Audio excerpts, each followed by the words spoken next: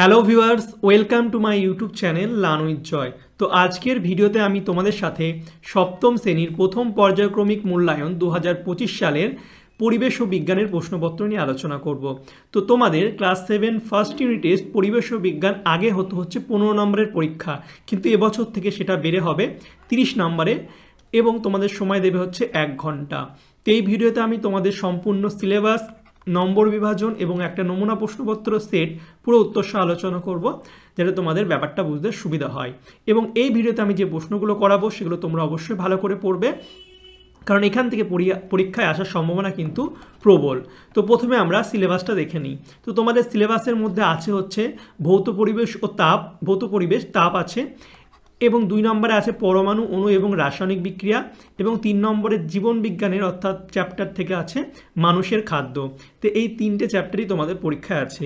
এবার আমরা নাম্বার বিভাজন অর্থাৎ কোন চ্যাপ্টার থেকে কত নাম্বার আসবে সেটা দেখে নেবো। তো তোমাদের পরীক্ষা হবে 30 নম্বরের, এবং ভৌত পরিবেশ ও তাপ থেকে 4টে এমসিকিউ আসবে, পরমাণু, অণু, রাসায়নিক বিক্রিয়া থেকে 4টে এমসিকিউ, এবং মানুষের খাদ্য থেকে 4টে এমসিকিউ। তো টোটাল 12টা তোমাদের এমসিকিউই আসবে। আর 1 নম্বরের প্রশ্ন হচ্ছে তাপ থেকে 2টো, পরমাণু, অণু এখান থেকে 2টো, আর মানুষের খাদ্য থেকে 2টো। তো টোটাল 6টা তোমাদের 1 নম্বরের প্রশ্ন আসবে। আর 2 নম্বরের প্রশ্ন প্রতিটা চ্যাপ্টার থেকে 2টো করে আসবে, টোটাল 12 নম্বর।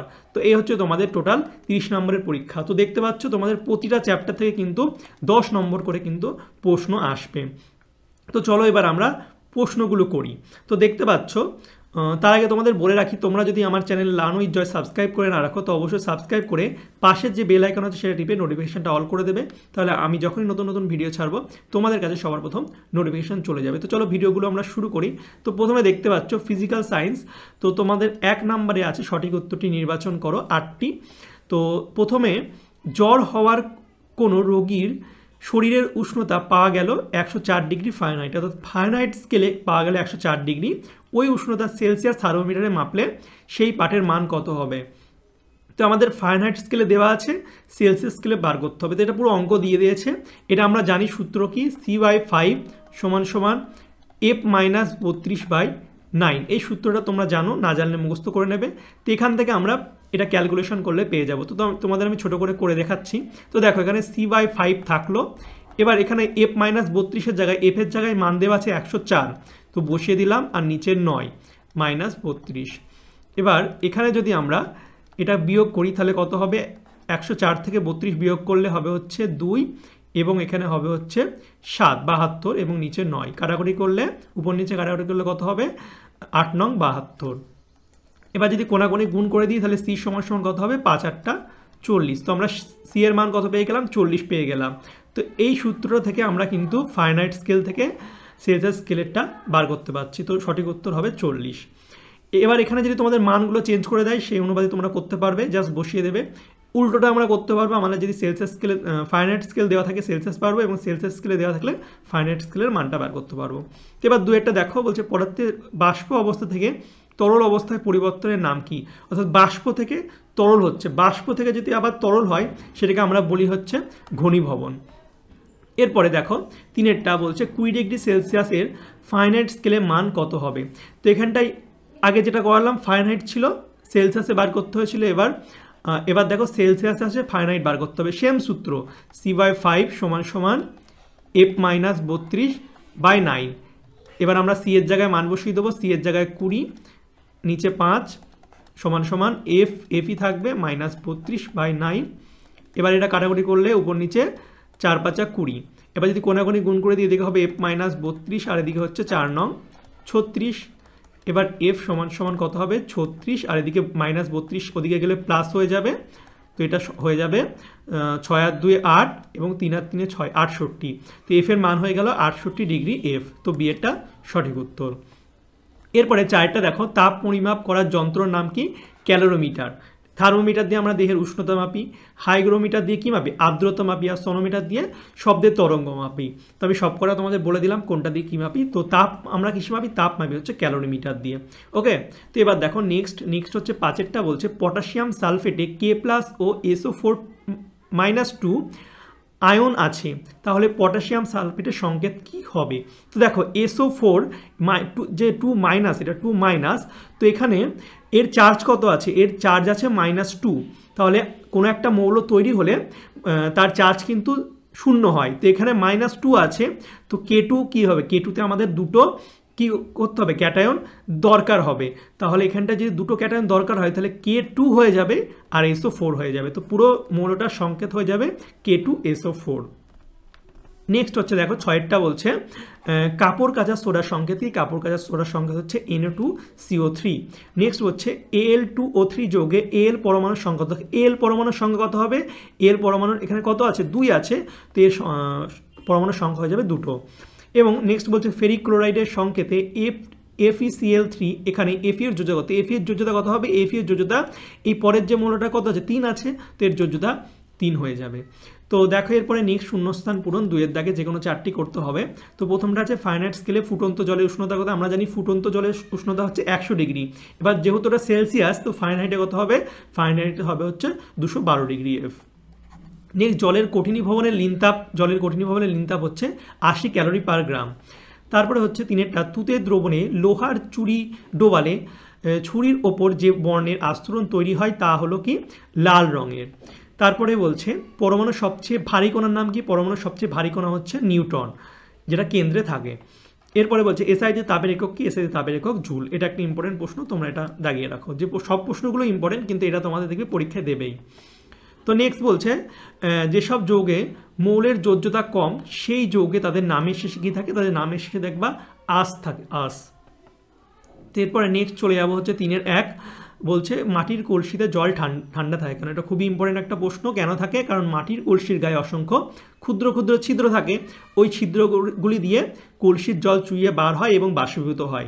এই বাষ্পায়নের জন্য প্রয়োজনীয় লিনতাপ জল ও কলসি থেকে সংগ্রহ করে, ফলে কলসি ও জলের তাপ হারিয়ে ঠান্ডা হয়ে যায়। তো কলসি আমরা দেখেছি, মাটির কলসি গ্রামের দিকে থাকে, ওখানে কি হয়, জলটা ঠান্ডা থাকে গরমকালেও। কিভাবে থাকে, মাটির কলসির গায়ে অসংখ্য ক্ষুদ্র ক্ষুদ্র ছিদ্র থাকে এবং সেগুলো দিয়ে জল চুইয়ে চুইয়ে বার হয়, এবং জল যখন বার হয় সেটা সূর্যের তাপে কি হয়, বাষ্পীভূত হয়। এবং বাষ্পীভবনের জন্য আমাদের কি তাপে লাগে, লিন তাপ লাগে।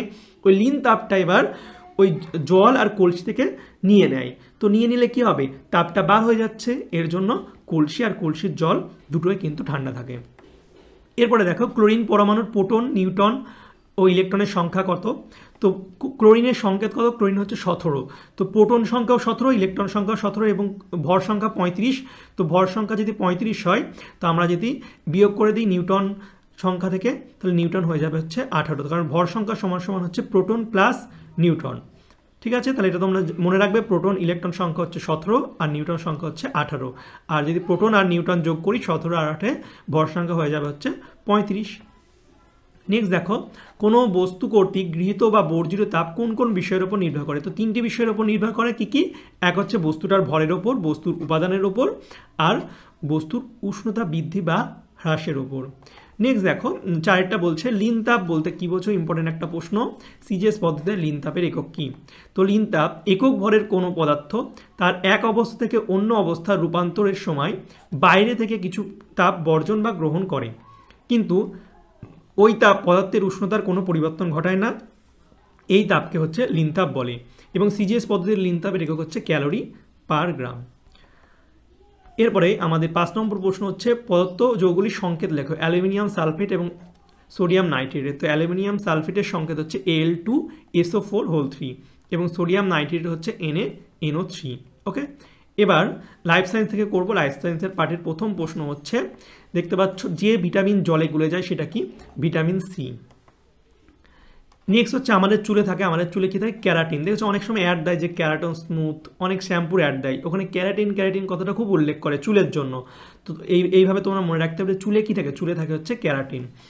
এরপরে 3টা বলছে ওজন হিসাবে জলের পরিমাণ বেশি থাকে কোথায়, লালায় থাকে। এটা মনে রাখবে, পার্সেন্টেজ হচ্ছে 95% থাকে লালায়, জল সব থেকে বেশি থাকে। তারপরে রক্তাল্পতা রোগ হয় যার প্রভাবে, সেটি হলো কি লোহার প্রভাবে কিন্তু রক্তাল্পতা রোগ হয়।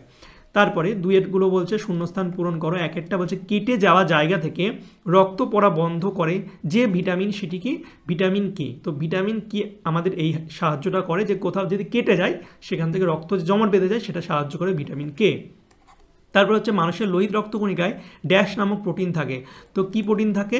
এখানে হচ্ছে হিমোগ্লোবিন থাকে। তোমরা শোনো হচ্ছে হিমোগ্লোবিন কম, তো লোহিত রক্তকণিকায় আমাদের হিমোগ্লোবিন থাকে। তারপরেরটা দেখতে পাচ্ছ 3 দাগের, বলছে প্রথমটা কোন ভিটামিনের অভাবে রিকেট রোগ হয়? তো ভিটামিন ডি এর অভাবে কিন্তু আমাদের রিকেট রোগ হয়। আর এক ব্যক্তি রাতে কম দেখতে পাচ্ছে, তার কোন কোন খাবার খাওয়া উচিত? তো রাতে যদি কম দেখতে পাই তাহলে আমাদের সবুজ রঙের যে শাকসবজি হয় সেগুলো খাওয়া খুব ভালো। সবুজ শাকসবজি যেমন পালং শাক, মটরশুঁটি এগুলো খেতে হবে। এছাড়া রঙিন সবজি, মূল, পাকা আম, বিভিন্ন কালারফুল সবজি এগুলো আমাদের খেতে হবে। এছাড়া হ্যালিবার্ট মাছের যকৃৎ নিঃসৃত তেলও কিন্তু আমরা খেতে পারি, যেটা খুবই ভালো। এরপরে 2 দাগে বলছে মস্তিষ্কে জল কীরূপে অবস্থান করে? জীবদেহে তাপমাত্রা নিয়ন্ত্রণে জলের ভূমিকা। তো মস্তিষ্কে জল হচ্ছে সেরিব্রোস্পাইনাল ফ্লুইড বা সিএসএফ রূপে কিন্তু থাকে। আর জীবদেহে তাপমাত্রা নিয়ন্ত্রণে জলের ভূমিকা, এখানে কিন্তু জলের ভূমিকা লিখলে হবে না, এখানে বলেছে তাপমাত্রা নিয়ন্ত্রণে কী কী জল ভূমিকা পালন করে সেটা লিখতে হবে। তো দেখো আমি পয়েন্টগুলো লিখেছি, এটা তোমাদের বইয়ে ভালো ছিল না। তো জীবদেহে তাপমাত্রা নিয়ন্ত্রণে জলের ভূমিকা হচ্ছে শরীরে অতিরিক্ত তাপ উৎপন্ন হলে, আমাদের শরীরে যদি বেশি বেশি তাপ উৎপন্ন হয় ঘামের মাধ্যমে তা জলের আকারে ত্বক থেকে বেরিয়ে যায়। বেশি যদি আমাদের শরীর উত্তপ্ত হয়ে যায় তাহলে কী হবে? শরীরে যদি অতিরিক্ত তাপ হয় তাহলে সেটা ঘামের মাধ্যমে আমাদের বেরিয়ে যায় এবং শরীরটা ঠান্ডা হয়ে যায়। এবং ঘাম বাষ্পীভূত হলে ত্বকের তাপমাত্রা কমে যায়, যা শরীরকে ঠান্ডা রাখতেও সাহায্য করে। তো এই দুটো পয়েন্ট তোমরা লিখে দেবে। এরপরে দেখো 3 আমাদের লাস্ট প্রশ্ন, সালোক সংশ্লেষ কাকে বলে? তো সূর্যালোকের উপস্থিতিতে ক্লোরোফিলযুক্ত জীব যে বিশেষ প্রক্রিয়ায় কার্বন ডাইঅক্সাইড ও জলকে কাজে লাগিয়ে শর্করা জাতীয় খাদ্য উৎপন্ন করে এবং গৃহীত কার্বন ডাইঅক্সাইডের সমপরিমাণ অক্সিজেন ত্যাগ করে তাকে সালোক সংশ্লেষ বলে। তো সালোক সংশ্লেষ ব্যাপারটা তোমরা জানো যে গাছ কি করে? পাতায় খাদ্য তৈরি করে। তো কীভাবে তৈরি করে? সূর্যালোকে সূর্যের উপস্থিতিতে গাছের কি নেয়? কার্বন ডাইঅক্সাইড নেয় এবং জল, এই দুটোকে কাজে লাগিয়ে গাছ নিজের জন্য খাদ্য অর্থাৎ শর্করা জাতীয় খাদ্য তৈরি করে এবং যতটা অক্সিজেন কার্বন ডাইঅক্সাইড নিচ্ছে তার সমান পরিমাণ কি অক্সিজেন ত্যাগ করে দেয় এবং অক্সিজেনটা আমরা নিই এবং অক্সিজেনটা আমরা নিয়ে আবার আমরা কার্বন ডাইঅক্সাইড দিই, সেই কার্বন ডাইঅক্সাইডে গাছ নেয় এবং গাছ কার্বন ডাইঅক্সাইড নিয়ে আবার অক্সিজেন ছাড়ে। এইভাবে একটা চক্রাকার পদ্ধতি কিন্তু চলতে থাকে। ঠিক আছে, তো এই ছিল তোমাদের ক্লাস 7 ফার্স্ট ইউনিট টেস্ট পরিবেশ ও বিজ্ঞানের পুরো সাজেশন এবং একটা মডেল প্রশ্ন। এই প্রশ্নগুলো তোমরা ভালো করে পড়বে, এখান থেকে পরীক্ষায় কিন্তু তোমাদের অনেক প্রশ্ন দেখবে কমন পাবে। তো ভিডিওটা যদি তোমাদের ভালো লাগে তো অবশ্যই তোমরা লাইক, কমেন্ট আর শেয়ার করে দেবে, আর চ্যানেল নতুন হলে অবশ্যই চ্যানেলটিকে সাবস্ক্রাইব করে রাখবে। আর তোমরা যদি আমার হোয়াটসঅ্যাপ আর টেলিগ্রাম চ্যানেলে যুক্ত না হয়ে থাকো, যুক্ত হয়ে যাবে, নাম হচ্ছে লানুইজ জয়, লিঙ্ক আমি ডিসক্রিপশন বক্সে দিয়ে দেবো। আর তোমাদের যদি পিডিএফটা লাগে তো তোমরা আমাকে হোয়াটসঅ্যাপে SMS করবে। ঠিক আছে, তোমরা SMS করবে যে স্যার আমার ক্লাস 7-এর পরিবেশ বিজ্ঞানের ফার্স্ট ইউনিট টেস্টের সেট 1 সাজেশনটা লাগবে। তাহলে আমি তোমাদের একটা QR কোড দিয়ে দেবো, সেখানে তোমরা 5 টাকা পেমেন্ট করলে একটা স্ক্রিনশট পাঠিয়ে দেবে, তাহলে আমি তোমাদের পিডিএফটা পাঠিয়ে দেবো। ঠিক আছে, তো চলো বাই, দেখা হবে তোমাদের সঙ্গে পরের একটা ভিডিওতে। Thank you for watching my videos.